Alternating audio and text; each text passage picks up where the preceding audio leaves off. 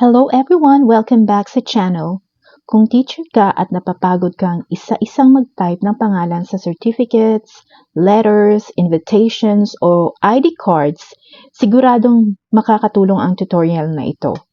Sa video na ito, ituturo ko kung paano gumawa ng mail merge gamit lang ang Microsoft Word.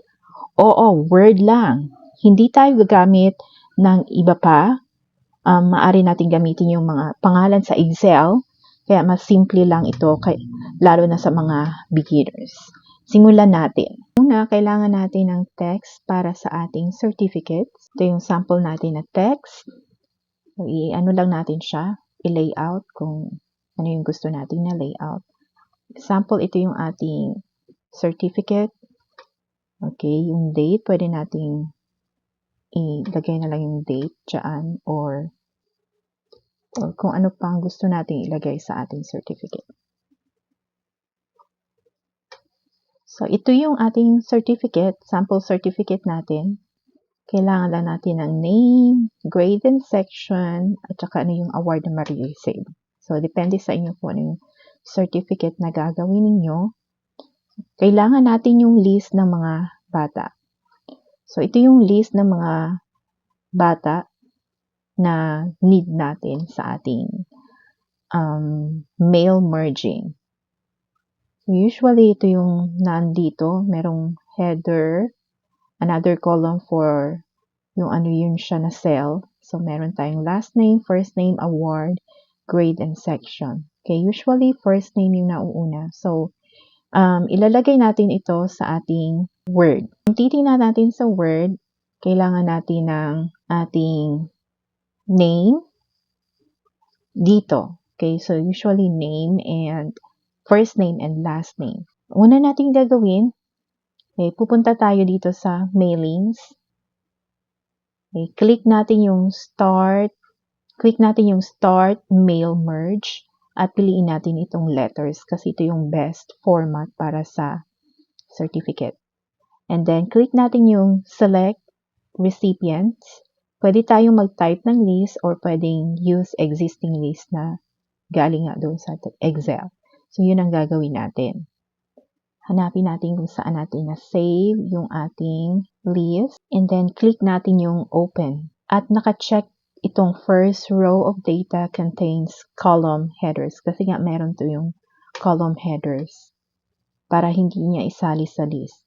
Okay, and then, the next thing is, click na natin yung sunod natin gagawin ay click natin itong insert merge field. Unahin natin yung first name, space, and then last name. Okay, and then dito for receiving ilagay natin yung award. Then dito sa grade, ilagay natin yung grade. Dito sa section, ilagay natin yung section.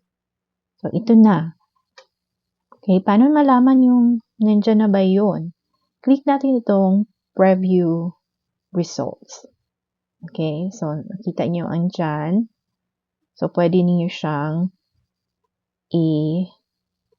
palitan ng font, kung anong font type ang gusto nyo. Pwede nating palakihan. Depende sa ano yung inyong format. So, pwede nyo siyang i-format. And then, punta ulit kayo sa merge, sa mailings, para makita yung iba pa. At kung nakita ninyo ay pare-pareho din ng design.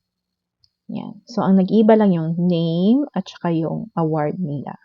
So, kung same lang sila, for example, certificate lang ito na binibigay sa graduation, yung name and last name and first name. Kung merong middle initial, i-click nyo lang din yung sa insert merge field. Okay.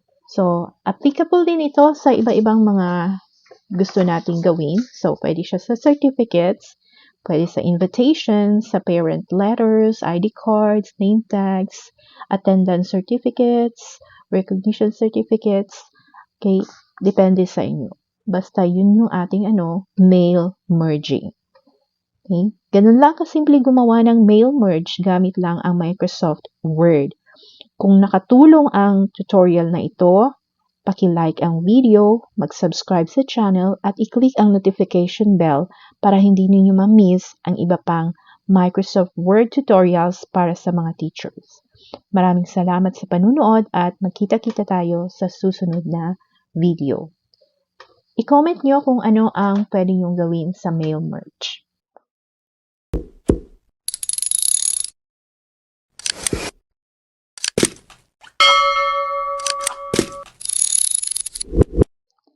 Hello everyone! Welcome back sa channel.